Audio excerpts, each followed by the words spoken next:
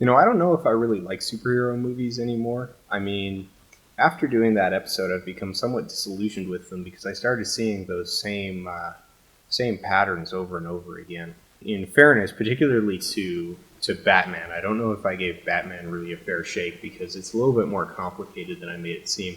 I don't think that Christopher Nolan wants us to think of Batman as the hero, and I think that, well, I hope that years from now, I think we're going to be looking at it in a completely different light where Batman is not necessarily the hero.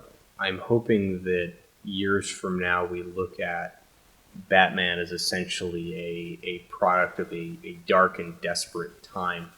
It's wish fulfillment, but I think along the lines of, wishes that shouldn't be wished in the first place. It's one thing to think that something like Batman is a good idea. It's another thing to try and make it into flesh. And I do think that this actually is a very serious. This is a fairly serious social issue that we're running into, where we have become quite willing to trade our civil rights for security, and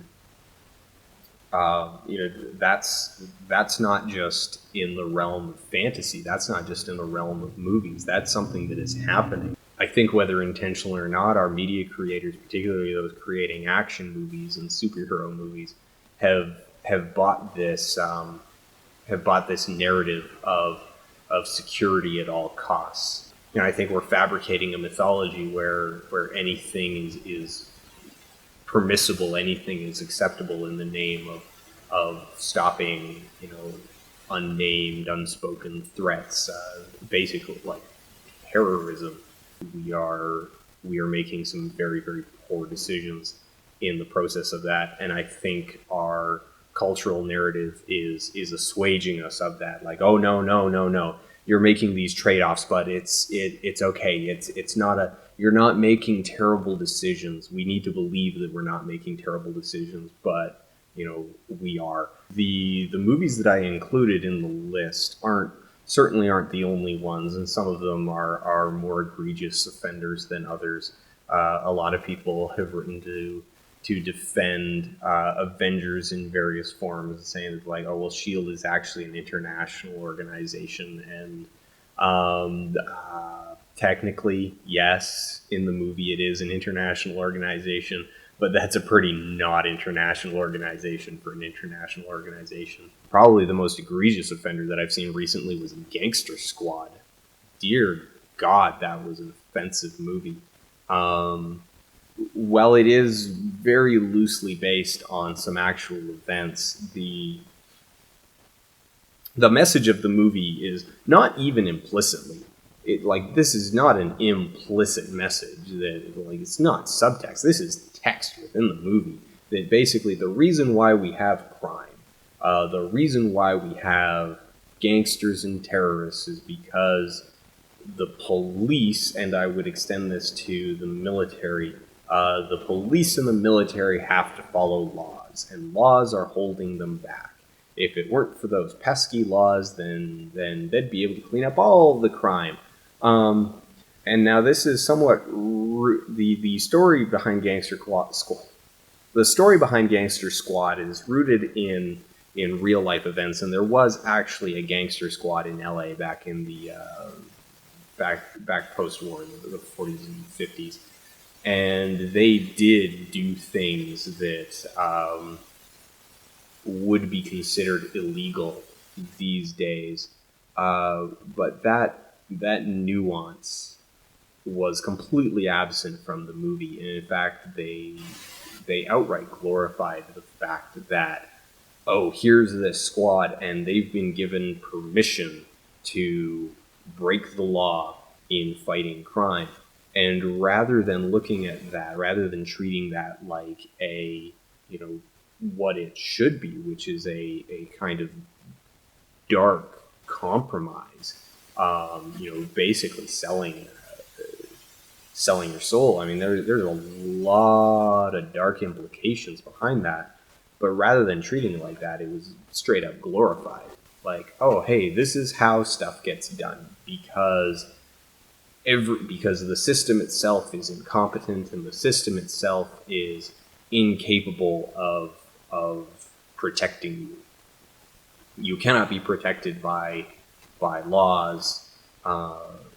You can only be protected by people with unlimited power and zero accountability, who can do everything that is necessary, everything that they deem necessary in order to get the job done.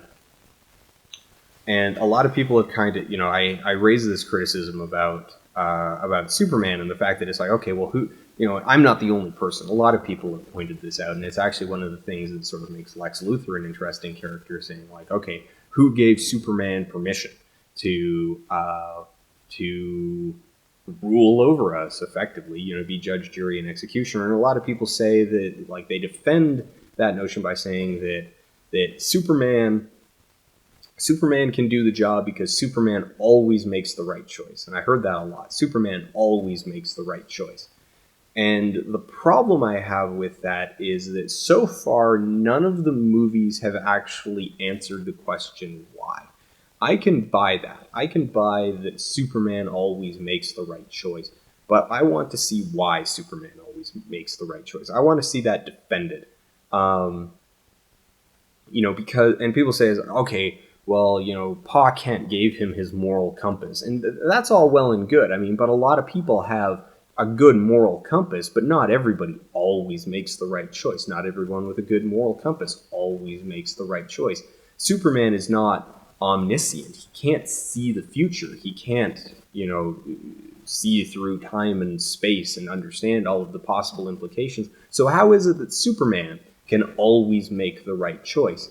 There is, I think, an answer in that. Maybe that he does, but there's a learning process. Superman is, at the end of the day, a kid raised in Kansas. Yeah, he was raised by good parents, but he can't see everything. He's going to make mistakes in becoming Superman. And I really wish that Man of Steel had actually investigated that a bit more. Watching Superman become Superman, not just realizing his powers, but growing into that sense of morality and the worldview where he can make ultimately the right choice, or at least the best choice. Because what allows Superman to make that right choice is the fact that he is invincible, the fact that he is basically a god among men, and that he is free from petty human concerns. There's no government that can threaten him. So that weight, that fear, that that pressure of, oh, I need to protect my own ass, doesn't exist. He's free of that burden, and being free of that burden, that's what allows him to always take, to think objectively and think big picture and think long term, and that's what allows him to always, or nearly always, make the right choice, or to find the necessary compromises. Also, the fact that he has this vast amount of power that he can actually enable and enforce various solutions. And I think that's something that is interesting about Superman, and something that we could investigate more in the media about him. And unfortunately, this is kind of what makes Man of Steel a little bit of a bad movie. Is the script is an absolute hot mess, because of what's constantly happening. They sort of tease this idea that you're going to be watching him like grow morally. They keep doing these flashbacks, and I do like that setup. It's like, oh, they do this flashback back to Kansas, to him growing up, and they set up some kind of moral lesson, some kind of they set up some kind of growth moment by, it's like, oh, here's an anecdote from his past, and then they flash forward, but the lesson that he just learned has no bearing on the scene that immediately follows. So rather than it being, oh, here's the lesson he learned when he was a kid, here's the application of it as he's growing into the skin of Superman, doesn't happen. And so that becomes a problem. I like that they sort of teased at it, like they kind of tried. They were headed in the right direction, but then they just completely fumbled the execution of it, because you don't actually see him, really him destroying the city should have happened early in the movie. And we should have spent a lot more time dealing with the consequences of that. I have no problem with Superman accidentally destroying Metropolis. I think that's actually like bloody brilliant. But what are the consequences of that? Where's Superman's moment of going, oh crap, I really need to be careful? Because that's a huge mistake to make. And I find it believable that Superman would make those kinds of mistakes, um, but we need to explore the interesting stuff is exploring the consequences of it. I don't think I should really spend a whole lot of time talking about Superman and how they should have done Man of Steel differently. It's not terribly relevant to the subject at hand. Gangster Squad. Oh geez, oh man, I was so offended by that movie and just its glorification of reckless abuse of power. One way or another, I think that by consuming such a tremendous amount of media that all focuses on this exact same message, we are indoctrinating ourselves. We are becoming complicit, and we are assuaging our own guilt over the recklessness of our society, and that is not a good thing. It's not good for us. It's not good for future generations. It's not good for anyone. And so I think I have talked myself out of liking superhero movies, and most action movies. I'm hoping that they get better again. There's actually a lot more politics present in mass media than we often realize. A lot of times people will sort of back away and say, whoa, hey, it's just a movie. But here's the thing, is that the people who are making the movie, they don't, well, okay, they do kind of live in bubbles, but they don't, they're not on some other planet just quietly working away, completely oblivious to what's going on around them. They still, are part of society, and the things that worry all of us, the economy, the government, the wars, the environment, these impact them. They're still humans making it, and they still have their own agendas, and they have their own worries, and they have their own fears. And they also have, a measure of power, and they get money by exploiting the things that we want to see. That's something to absolutely remember. They are actively exploiting you for money, and sometimes that works out, fine for everybody. Everyone has fun. Everyone, learns something. They make money. We get cultural fulfillment. We get catharsis. But sometimes the messages get really, really messed up. And sometimes the message that we're being sold is not a message that we should want to hear. But maybe we do want to hear it because, let's face it, we don't always want what's best for us. This is one of the big reasons why we need to be critical about the media that we consume, is because the media does not have our best interests at heart. We can change the course of the media that gets made by voting with our wallets, by choosing to see it, by choosing to consume it. We influence what gets made because they're just going to keep selling us more of whatever we go to see. And if we continue to buy this message of it's okay to just to bathe in power fantasies where the avatars of our nations trod over all opponents without regard for casualties, without regard for consequences, without regard for due process, without regard for habeas corpus, without regard for judicial systems, that is horrifying. That is it.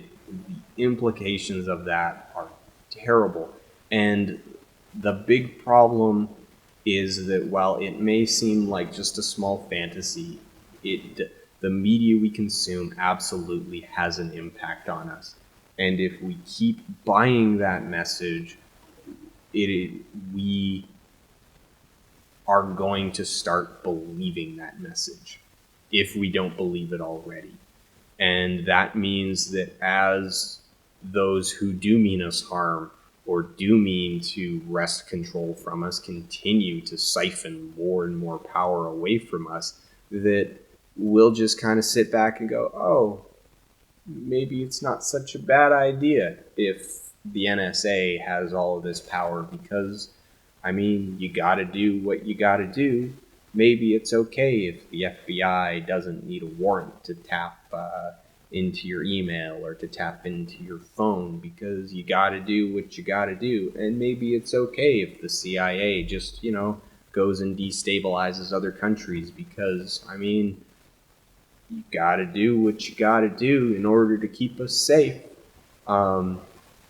And that's actually how things fall apart. And we have been watching a systematic and terrifying dismantling of our rights and our safety, all in the name of safety, because we're concentrating more and more power in the hands of fewer and fewer people who have little to no accountability.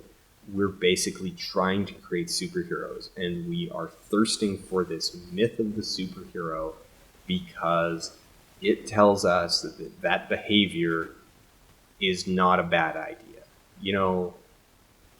Superman always makes the right decision. How bad an idea can it be?